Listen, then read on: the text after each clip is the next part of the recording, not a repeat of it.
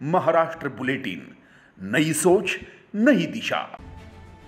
नासिक पुणे राजमार्ग पर आरोपी ने ज्वेलरी की दुकान लूटने के लिए बंदूक की दुकान से पिस्तौल छीन ली। सीसीटीवी कैमरे के आधार पर शहर की अपराध शाखा यूनिट 2 की टीम ने लुटेरे को गिरफ्तार कर उसके कब्जे से रिवॉल्वर, लैपटॉप और मोबाइल समेत लगभग 1,01,920 रुपए का कीमती सामान जब्त किया है। संदिग्ध को कीमती सामान के साथ उपनगर पुलिस को सौंप दिया गया है। गिरफ्तार त्र्यंबकेश्वर तहसील के अंजनेरी निवासी संदिग्ध का नाम अंकुश गोविंद पारदी है। इस संबंध में श्रीरामपुर निवासी गुरमीत सिंह वाधवा ने शिकायत दर्ज कराई है।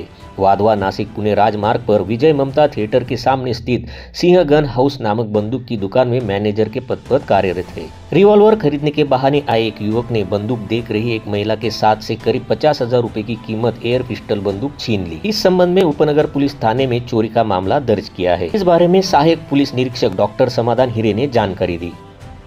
पोलीस स्टेशन हद्दीत एक बंदूक घर आहे, सिंग बंदूक घर म्हणून फेम टॉकीजच्या समोर।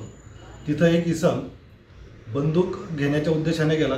त्याने बंदूक तिथून बघता बघता हिसकून घेऊन पळून गेला होता। त्या ठिकाणी त्याने एक आधार कार्ड दिलेलं होतं। त्या आधार कार्ड दिलेलं आणि बंदूक चोरी याच्यावर उपनगर पोलीस ठाण्याकडे गुन्हा रजिस्टर दाखल त्या इसमाविरुद्ध गुन्हा दाखल झालेला होता।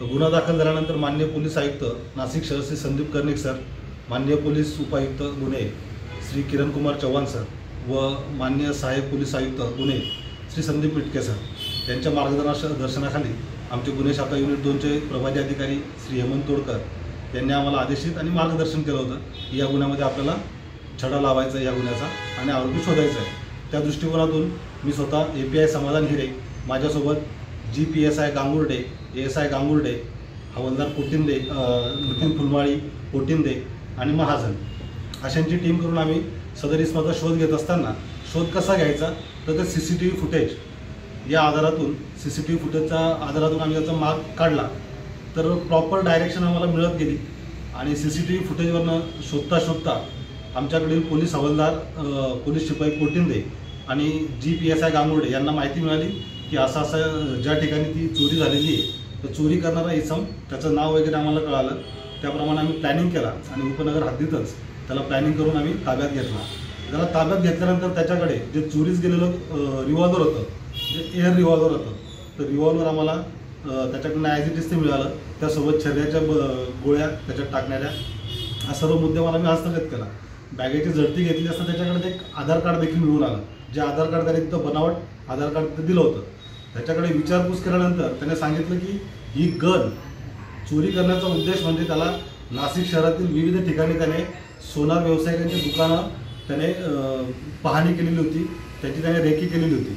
तर त्या ठिकाणी या गनचा धाक दाखवून त्यांना लुटण्याचा त्याचा प्लॅनिंग होता।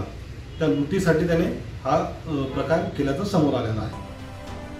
यह कार्यवाही प्रभारी हेमंत तोडकर, सहायक पुलिस निरीक्षक डॉक्टर समाधान हिरे, पुलिस उपनिरीक्षक प्रेमचंद गांगुर्डे, यशवंत बेंडकुली, जमादार विलास गांगुर्डे, कांस्टेबल नितीन फुलमाळी, चंद्रकांत गवली, अंमलदार संजय पोटिंदे, प्रकाश महाजन, प्रकाश बोडके, मनोज परदेशी, प्रवीण वानखेड़े, महेश खंडवाले, जितेंद्र वजिरे, सुनील खैरमाने ने की। महाराष्ट्र बुलेटिन के लिए Atul Pawar, Nashik. Maharashtra bulletin YouTube channel को शेयर करें, सब्सक्राइब करें, बेल आइकॉन पर क्लिक करें।